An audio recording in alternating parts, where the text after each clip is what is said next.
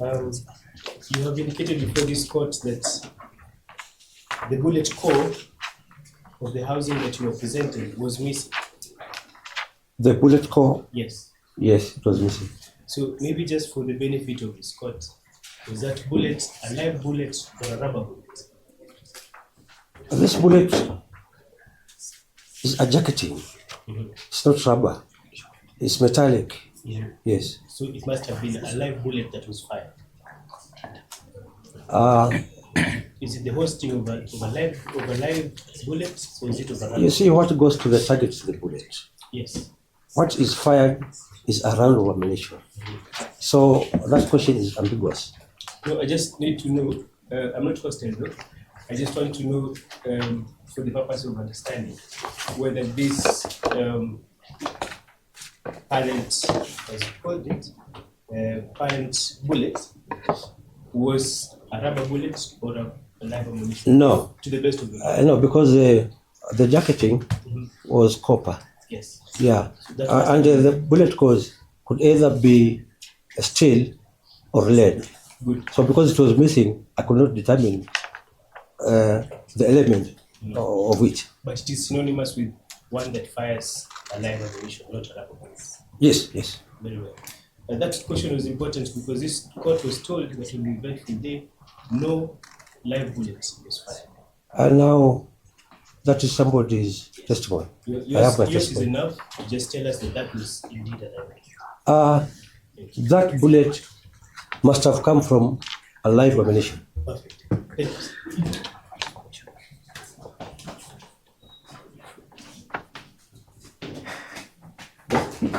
you. Yes, Your Honor, thank you. Mr.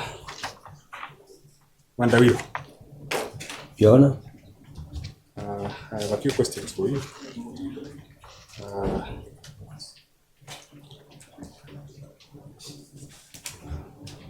I would want you to confirm, just for the record, that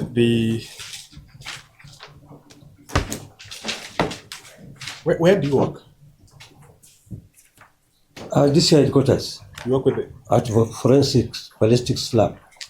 you work with the DCI, Yes, with the Directorate of Criminal Investigation. yes. Would I be right to suggest that the DCI is part and parcel of the National Police Service of the Republic of Kenya? Yes.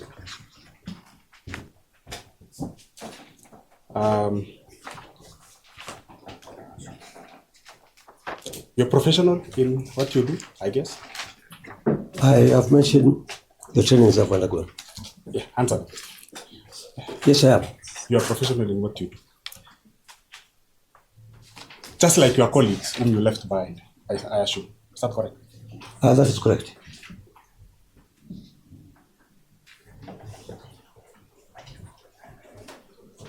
If someone was to come here and suggest that the National Police Service does not work or conduct its business professionally, what would you tell? I don't know how that is in line with my examination. What would you tell? I believe police officers are professionals. Police people. Do you have protocols within the National Police Service?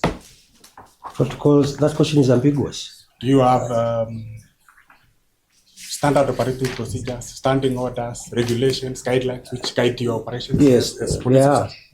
officers? We have SSO for the service. Service standing orders. Yes. You do. We have SOPs within the various laboratories. Which you use in guiding your professional work. Yes. Am I right? And I want to believe that's what you also followed when you did this report. Am I right? I use the SOPs of the lab.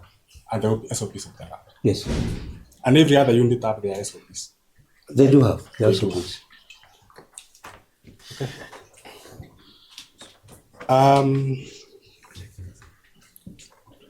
Help me also to clarify one thing. That in your testimony today to the Honorable Court is simply to confirm that the bullet jacket given to you by IPOA and the pistols which were given to you to examine do not correlate. They don't. They don't correlate. That is to say, the bullet jacket did not emerge or was not fired from the bullets which were given to you. The bullet jacket did not pass through the barrel of the pistols. Of the pistols. Yes. And that's why you say that when you stand here before the court, you are reporting. Oh, sorry, man. Sorry, Your Honor. It did not pass through the barrels of the 3 pistols That were given. that were submitted. Okay.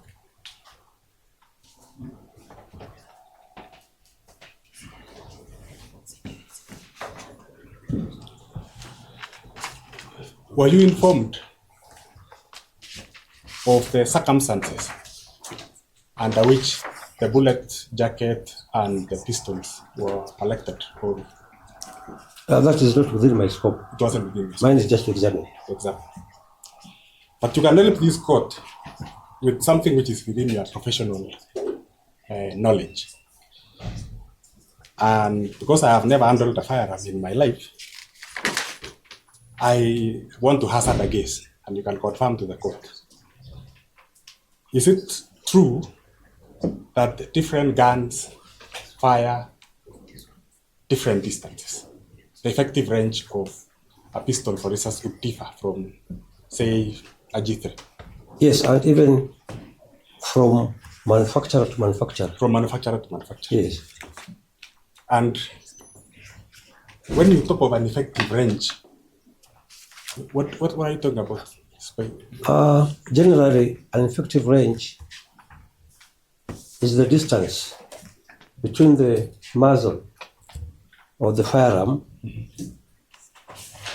to the target where the bullet, now the projectile, could do substantial damage. Do damage. Yes. So it differs from gun to gun. And also from other factors, from humidity, from windage, from the landscape, the other factors that come in. There are other factors that come. Yes, sir.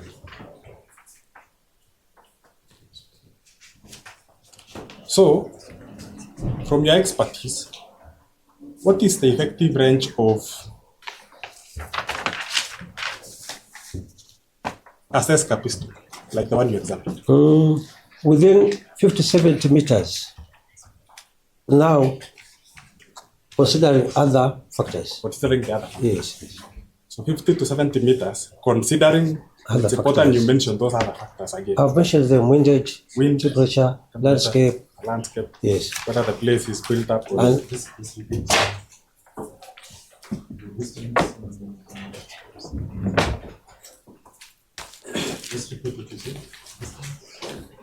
it will depend with other factors, like one, windage. If we have a lot of wind, then the bullet its trajectory is disturbed by the wind. Also humidity, because now humidity will come in matters of the stability of the wind. The landscape. I think you just need to conclude that the stability of the wind, how does it affect the bullet getting to the target? If you have more wind, then Humidity, sorry, not wind, humidity. yes, humidity will determine, because now even the firer himself, when it is too hot, some rifles their range would reduce. Okay. Yes. Some rifles would reduce in Yes. range. Yes. You mentioned another factor. I think the landscape. You can just extrapolate on that. Yeah, and then we move to this the- is to do with topography. It's to do with topography. Because if you fired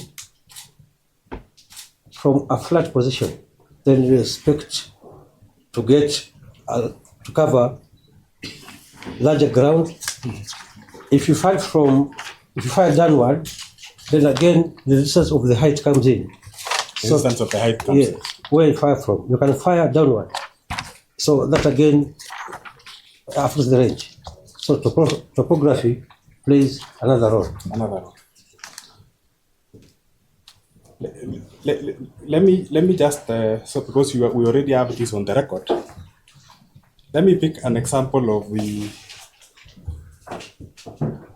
Chalby rifle, which you said is KWS ordinarily used.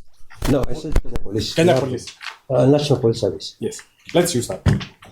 What is the effective range of a Chalby? Again, considering all those factors, Yes, within 1,000 meters or so. 1,000 meters. A kilometer. 1,000 meters is a kilometer. Yes. So if you are, say, let's pick a police station. Say in Parliament, there's a police station in Parliament. A kilometer would be, give an example. I'm not conversant with the town, so Not conversant with I that. cannot tell you really from the parliament where. Okay.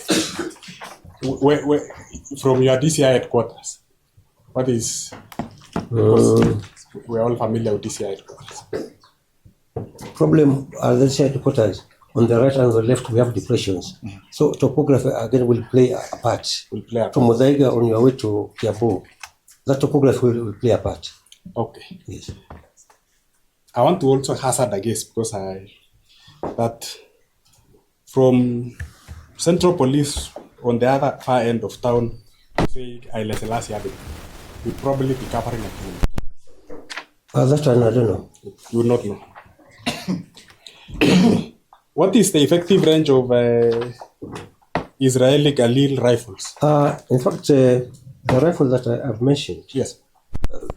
that range, 1,000 meters, will be less or plus, give or take. It has a give and take. It could also be more. Yes. Okay.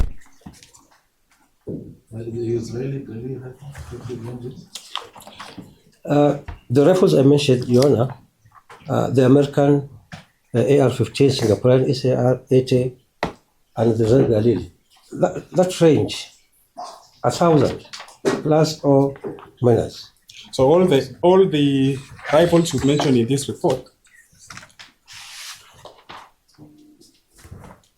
American AR-15 rifles, Singapore SAR-80 rifles, Israeli Galil rifles, Russian AK-101 rifles, and the Kenyan Chalby could effectively fire more than a kilometer, Yes. more or less.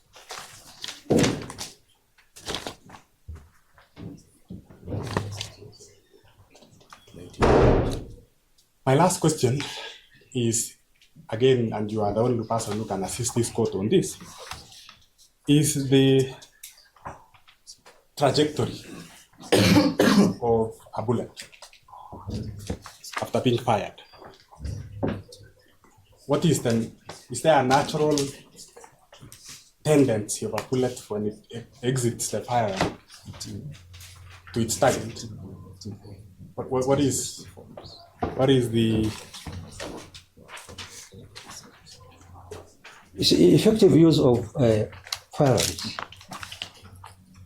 are also dependent on the user. yes? Look at the code. Effective use of firearms are also dependent on the user. Yes. Their trainings, their skills, their competencies.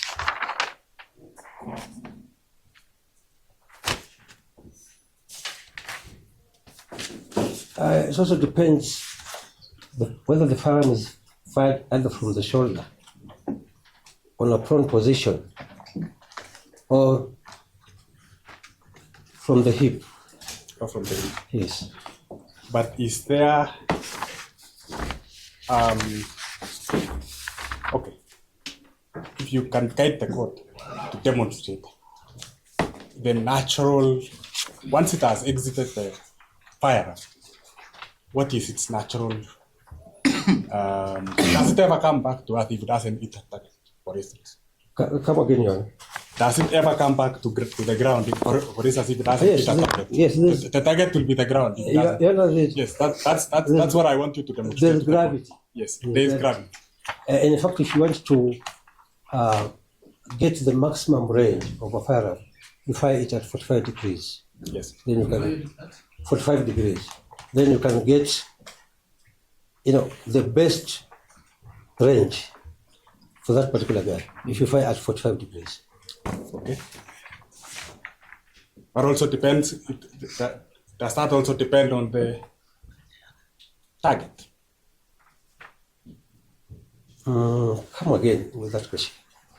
You said the best angle with which to fire is at 45 degrees. But if your target is right before you, 45 degrees will not help you. Is that not correct? You see, the nearer your target, then the lesser the degree The lesser the you need to fire. That was my point.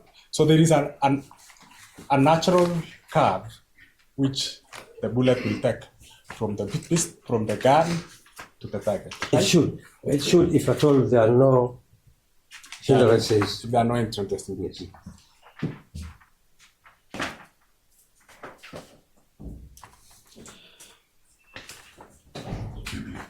I think that will be all, Your Honor. And thank you, Mr. Mwandawiro.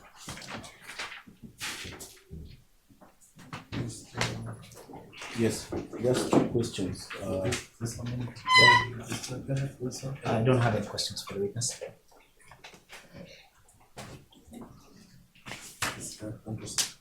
Yes, Mr. Mwandawiro.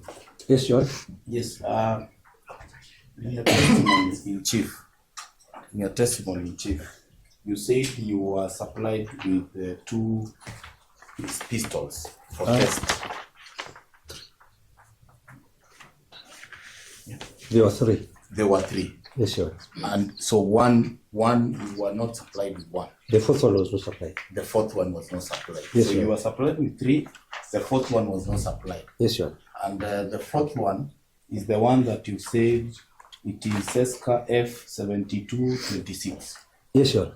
Yes?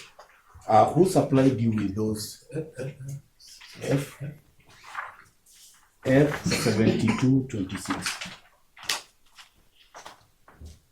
SESCA. Now, who supplied you with the three? Your Honor, I think that question should have come in chief. It should have come in chief from you. It came in chief. It was there. If it did, then it's a super class question. Then the No, should I've just not asked the question. I've not asked the question. I was just refreshing his mind. Now, back to my question. Now, you have just been asked by the council whether the NPS is professional in their undertakings. You were asked a question by the council whether NPS was professional in their undertakings or in whatever they do. My understanding is whatever they do. Whatever they do, Now, professional. Yes. Now, as I've already pointed out, you are supplied with three pistols. One was left out. Was that professional? Was there a reason? Were you given any reason? No, I did not ask. You did not ask, and you are not given any reason. Was it professional?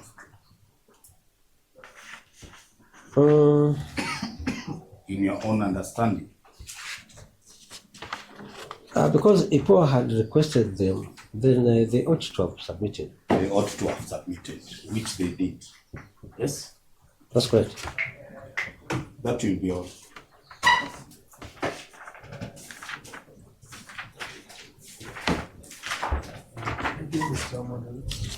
Okay.